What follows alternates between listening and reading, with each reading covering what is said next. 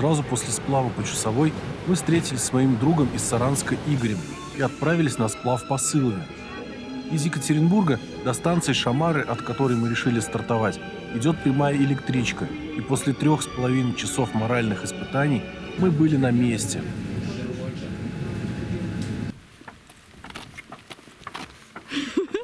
Вот так вот я еще не ходил, конечно. Ну, у меня тоже не лучше. Тут везде все это занавешено. От станции до реки нужно было пройти около километра, и прямо под железнодорожным мостом мы начали собирать катамаран.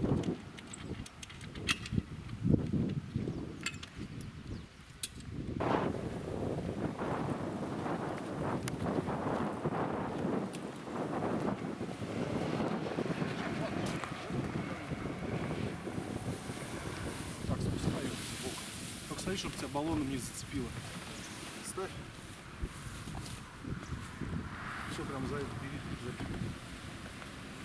Берег здесь, конечно, не самый удобный для того, чтобы вставать на воду, но мы кое-как справились и примерно через час после прибытия уже начали отчаливать. А совсем рядом, буквально в 100 метрах, был идеальный берег для старта. Игорь приехал из Саранска. Там он работает научным сотрудником в Мордовском краеведческом музее и всерьез увлекается палеонтологией. Подбирая маршрут по Уралу, я ориентировался на продолжительность, чтобы она была не меньше недели. А Игорь на наличие на маршруте возможности найти парочку интересных в плане палеонтологии образцов, поэтому Сылва стала идеальным вариантом. Сильно разрушенные берега Сылвы хранят ископаемые останки растений пермского периода, а геологический разрез и памятник природы Чикарда, который мы также будем проплывать, даже преподносил сюрпризы в виде ископаемых насекомых. Помимо этого, на Сылве находится всемирно известный Малёбский треугольник, якобы аномальная зона, где постоянно летают летающие тарелки. Нам захотелось мельком глянуть и на нее. Закончить сплав мы решили в Кунгуре, а там побывать в Кунгурской ледяной пещере. Как таковых скал, как, например, на Чусовой, на Сылве нет. Но, тем не менее, пейзажи довольно разнообразные и красивые, в чем, собственно, вы и сами скоро убедитесь. Первые впечатления об этой реке были самые приятные, особенно в сравнении с той же Чусовой. Там было очень слабое течение, а вода была настолько мутной, что даже во время полуденного зноя не было никакого желания в нее заходить. Сылва же стала полной противоположностью, и мы с радостью купались в ней почти каждый день.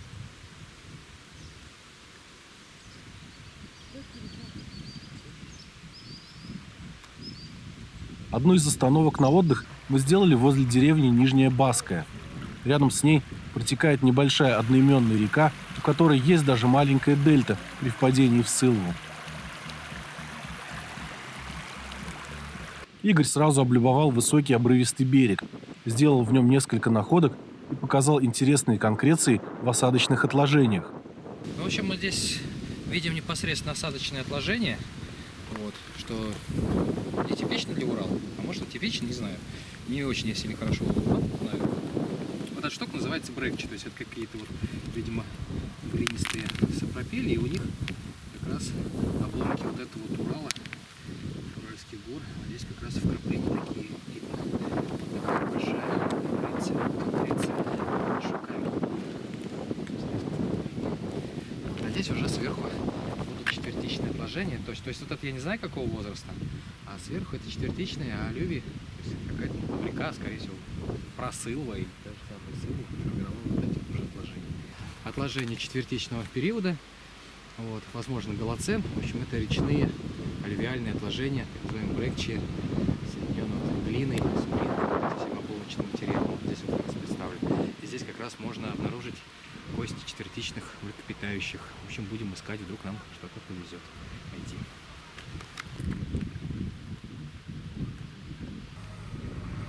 Каламиты. Это типа хвощей, только крупных ископаемых. Можно, кстати, взять. Наверное, как и любой палеонтолог, Игорь буквально вгрызся в породу, хватая все новые и новые образцы. Его, конечно, понять можно, но надо было плыть дальше, и мы кое-как загнали его обратно на катамаран. На Сылве в больших количествах водится интересная птица кулик-сорока, которую легко узнать по длинному оранжевому клюву. Между собой мы прозвали этих птиц морковкой.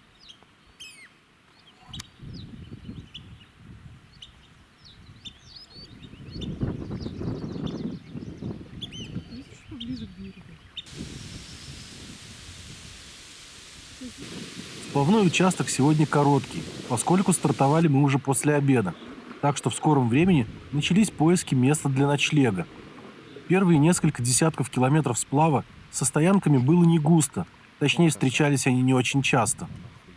К вечеру мы подплыли к большому пастбищу, и поначалу оно нам даже приглянулось, но изобилие коровьих лепешек под ногами вынудило нас продолжить поиски.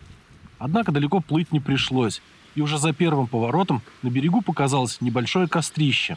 Видимо, пастухи или рыбаки когда-то останавливались в этом месте, поэтому решили рискнуть и мы, тем более, что тут было гораздо чище. После разбивки лагеря мы немного отдохнули и принялись за приготовление ужина. Наверное, написано мясо. Станция молочный кефир, написано мясо. Солнце сегодня садилось за деревьями, поэтому красивого заката мы практически не увидели. Лишь на пару минут оно выглянуло, чтобы нас порадовать. Зато красными лучами был красиво озарен противоположный берег Сылвы.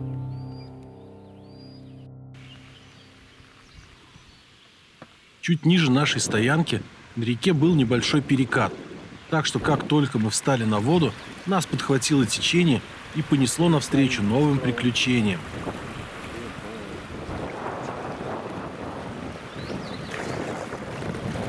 В чистой прозрачной воде можно разглядеть каждый камень. Недаром Сылва с коми-пермяцкого языка переводится как «талая вода».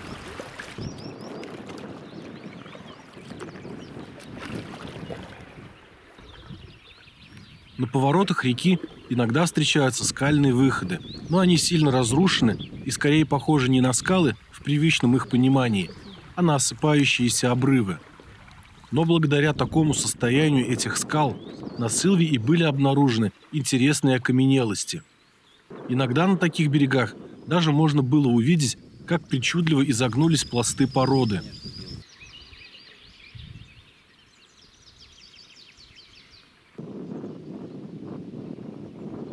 Когда мы уже определились, что путешествовать будем по Сылве, я, естественно, нашел информацию об этой реке и стал ее изучать. В процессе выяснилось, что высокие и красивые скалы находятся ниже Кунгура, то есть скал мы практически не увидим. Я было даже начал думать, что после Чусовой будет не так интересно плыть по этой реке, что не на что будет особо посмотреть. Но я сильно ошибался, как выяснилось в первый же день. Все-таки и ландшафты менялись постоянно, да и помимо берегов мы часто заглядывали в воду, в которой большими косяками носились разнообразные рыбы, в разные стороны разлетающиеся от катамарана. Рыбачить мы тоже пробовали, но немного попозже.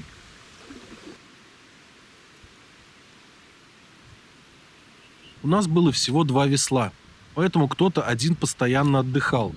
Поначалу гребли только мы с Игорем, а Вика фотографировала. Один раз, правда, я попробовал тоже посидеть и побалдеть без весла в руках, но мне это быстро надоело, да и в первые 2 дня было достаточно холодно без какого-либо движения. А Вика с Игорем менялись, но скоро и она устала от безделья, а Игорю было нормально, поэтому так и оставили.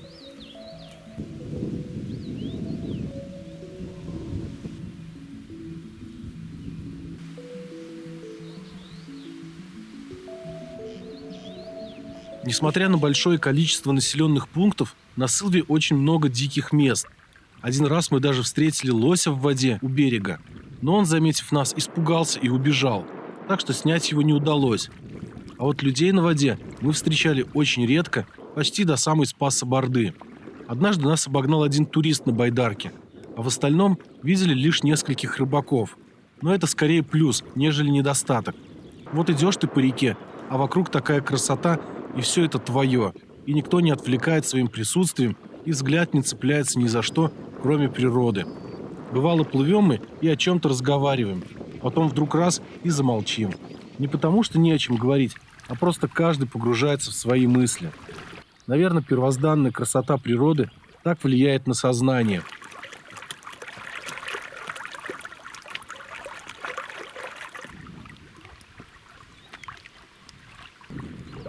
Место, по которому мы сейчас проплываем, интересно тем, что здесь проходит граница Свердловской области и Пермского края, прямо по реке. То есть получается, что слева Свердловская область, а справа Пермский край. Граница проходит по реке на протяжении нескольких километров, и только после этого Сылва полностью уходит в Пермский край. Сначала в ее русле нам встретился достаточно крупный остров, ниже которого на левом берегу, скрытая сосновым лесом, находится деревня Кремлево, последний населенный пункт Свердловской области. Затем река, ударяясь в высокий берег, поворачивает направо и вскоре остается рукой подать до первого села Пермского края, широко известной Малебки.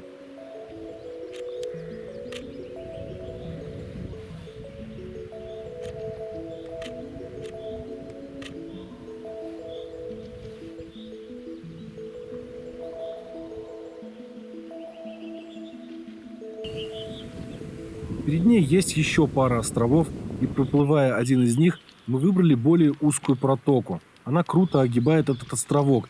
Течение в ней более быстрое, чем в основном русле, поэтому она основательно подмывает мягкий песчаный берег. Деревьям становится не за что держаться корнями, и они падают в воду, частично преграждая путь.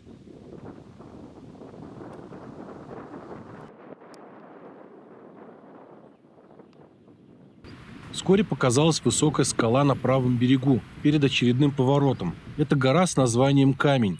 На ней сидели парень с девушкой, наслаждаясь уединением и красивыми видами Сылвы. Это уже окраина Малебки. Здесь нас встретил сильный встречный ветер, поэтому пришлось немного постараться, чтобы доплыть оставшиеся несколько сотен метров.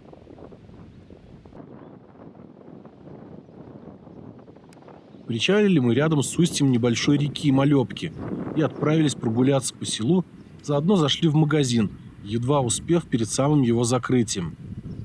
Малебка основана в 1779 году, как и множество подобных ей поселков и сел, при одном из заводов Александра Григорьевича Демидова, сына Акинфия Демидова. Для завода на реке Малебке, по которой, кстати, дано название селу, был сделан пруд площадью 58 гектар. Сейчас, естественно, он намного меньше. Сама река названа так по молебному камню, одной из святынь, почитавшейся племенами Манси, или вагулов, как их еще называют. В селе заметно запустение. Даже школа была закрыта в 2006 году, и детям приходится ездить учиться в Осинцево за 20 с лишним километров.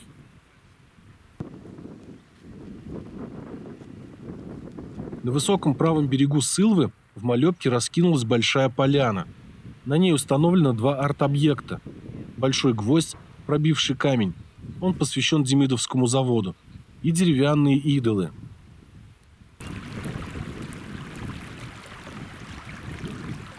Спустившись к устью Малебки, мы упаковали купленные продукты и отправились на поиски места для ночлега. Через несколько километров оказалась тропинка на берегу. Там была небольшая уютная стоянка, на которой мы с удовольствием и остановились. Здесь я первый раз попробовал рыбачить на спиннинг, но все попытки оказались неудачными, поэтому мы быстро переместились к костру, где уже готовился ароматный ужин.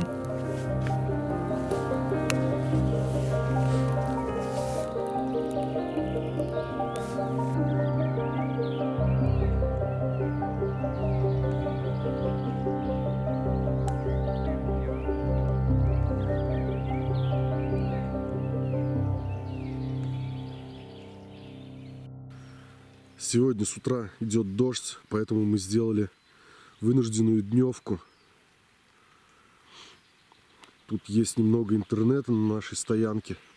Посмотрели погоду. Дождь будет продолжаться практически до 10 вечера. А завтра вроде бы как ясно. Завтра и поплывем дальше. А аномальная зона уже вот на другом берегу начинается. Под монотонное накрапывание дождя все проспали до обеда. Почти весь день, чтобы себя чем-то занять, мы читали, сидели в интернете, а в моменты, когда дождь не шел, выходили из палаток, чтобы размяться и пособирать дрова.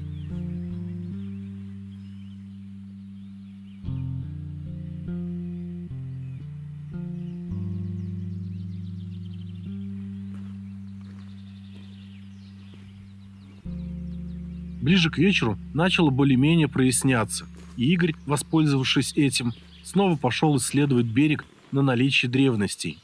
Вот, не самый хороший образец, потому что это уже называется переотложка, то есть откуда-то, скорее всего, с того берега вымыло и притащил сюда, и плюс еще водой немножко катал. Вот здесь как раз можно увидеть листовые пластинки пермских растений, типа, как они,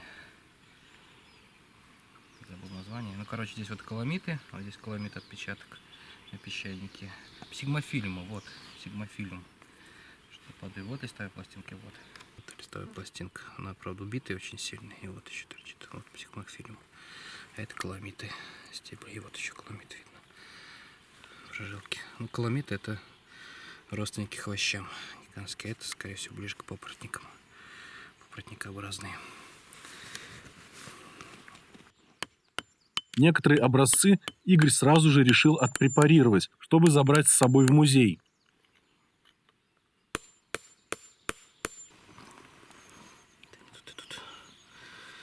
Когда-то это было озерным дном или речным. Теперь это песчаник. Такая рельефная каменелость.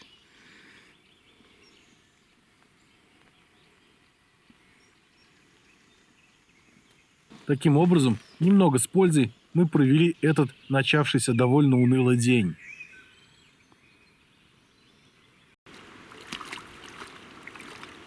Утром мы отправились дальше в путь. Начиная от нашей стоянки, река делает большую петлю, создавая тем самым тот известный Эмский треугольник или Малёбскую аномальную зону.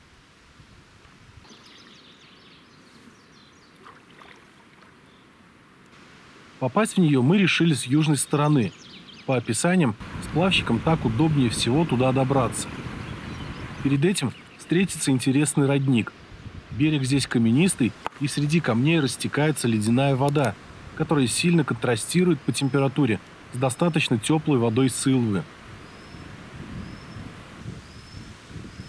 Остановившись на левом берегу, мы спрятали катамаран в высокой траве, а то мало ли, какие-нибудь инопланетяне унесут.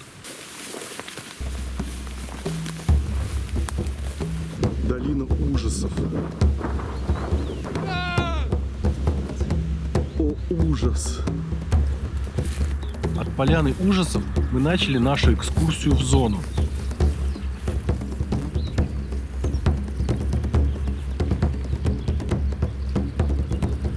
Мы находимся в Эмском треугольнике. Вот, и здесь перед вами прям самая настоящая аномалия. Видите, трава выше меня. У меня рост примерно 1,70 м, а она выше, то есть 1,80 м. То есть трава здесь с человеческий рост. Поистине это страшно. А проверять я это, конечно же, не буду. Одна из аномалий, которые случаются в зоне, это изменение хода времени. И мы даже ощутили его на себе. Время замедлилось. Постепенно дорога, идущая от реки, привела нас в самое сердце Эмского треугольника, центральную поляну. Именно на ней впервые было якобы замечено НЛО. На ней находится несколько хозяйственных построек, домик, вероятно, для исследователей, и солнечные панели. А мы для начала подошли к информационным стендам. Мы сейчас находимся как раз в центре центральной поляны, да, и здесь вот такая вот карта, изображение карты, схема, где что располагается, какие основные достопримечательности. Соответственно, здесь Малёбка, здесь река Сылва, здесь мы ночевали прошлую ночь, а мы сейчас находимся вот здесь. Вот. Это треугольник Эмский со всеми вот этими вытекающими вещами. Конкретное место, где мы сейчас тут и находимся с вами. Вот. На стенде с картой есть огромный список мест, на которых происходили те или иные аномалии. Соответственно, все они нанесены на карту.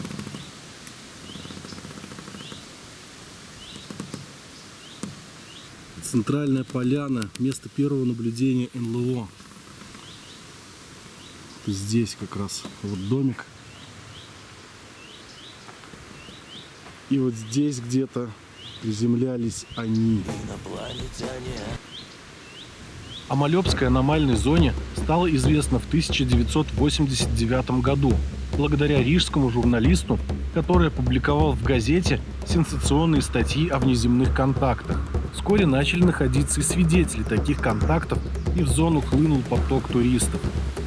Помимо встреч с НЛО и изменением хода времени, здесь якобы встречаются такие аномалии, как телепатические и визуальные контакты с инопланетянами, изменение направления течения Сылвы, этот мы тоже, кстати, ощутили на себе, когда нас задувало назад встречным ветром, левитация предметов и прочие фантастические явления. Ежегодно в Малёбскую зону приезжает несколько тысяч, а то и десятков тысяч туристов и прочих исследователей. Место стало настолько популярным, что, сдается мне, любой уважающий себя инопланетянин вряд ли бы решился здесь останавливаться.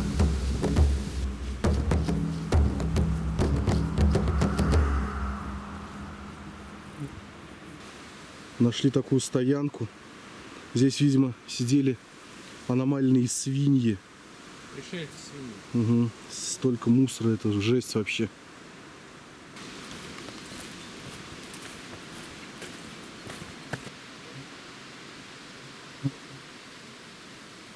От стоянки, которая находится возле поляны Юриса, пошли по тропинке в поисках колодца, который отмечен на карте.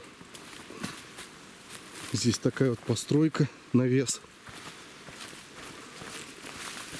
Сам колодец. Мост он.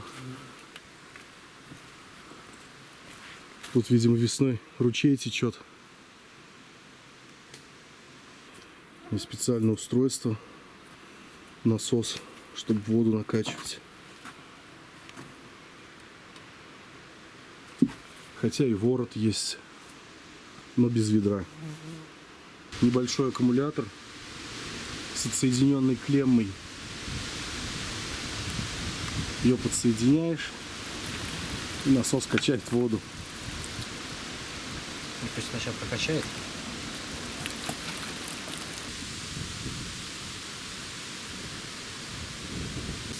Пробежавшись по зоне и сделав по ней большую петлю, мы вернулись к центральной поляне, а оттуда к катамарану и поплыли к следующей достопримечательности.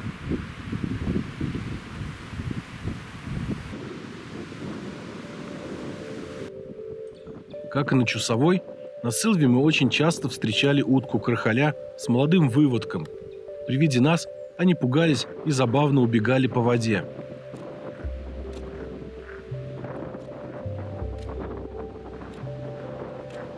Вскоре река делает еще одну большую излучину, в конце которой ее русло, словно через ворота, проходит между двух горок. Гора, расположенная на левом берегу, называется Змеиной. Прямо перед ней находится урочище Скопино, ранее бывшее старообрядческим поселением. Сейчас от него осталась одна большая поляна, постепенно зарастающая деревьями и кустарником.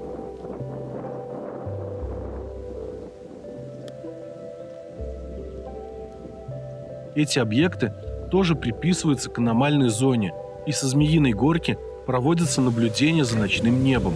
Неудивительно, что она привлекла внимание любителей мистики. Уж очень красиво она выступает и смотрится на фоне окружающего ландшафта. По обрывистой кромке горы на вершину ведет узкая тропа, и по ней мы поднялись наверх, чтобы пообедать и полюбоваться окрестностями. Гора на противоположном берегу называется Пирамидой.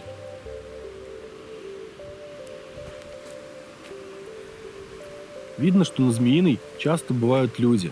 С противоположной от реки стороны на нее есть даже накатанная внедорожниками дорога, но она, на мой взгляд, только отнимает у этого места уют.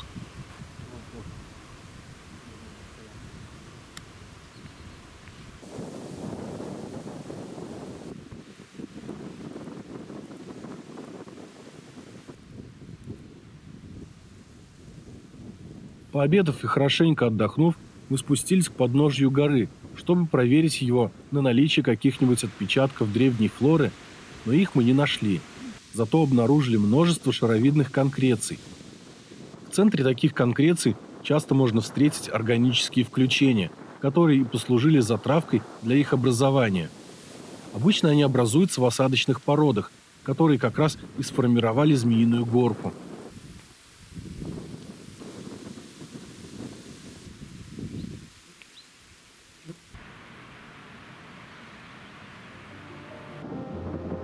Вновь высокие берега начинают покрываться тенями, и мы плывем, тщательно всматриваясь в берега в поисках подходящей стоянки. Иногда попадаются обманчивые короткие тропинки, которые заканчиваются высокой травой.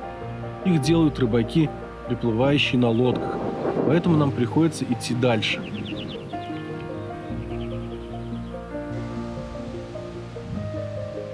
Мы знаем, что Сылва довольно популярная река, поэтому уверены, что найдем подходящее для лагеря место. Спешить нам некуда, а полюбоваться рекой в вечернем золоте доводится нечасто. Вскоре на правом берегу показалась замечательная стоянка на открытом пространстве, и мы расположились на ней.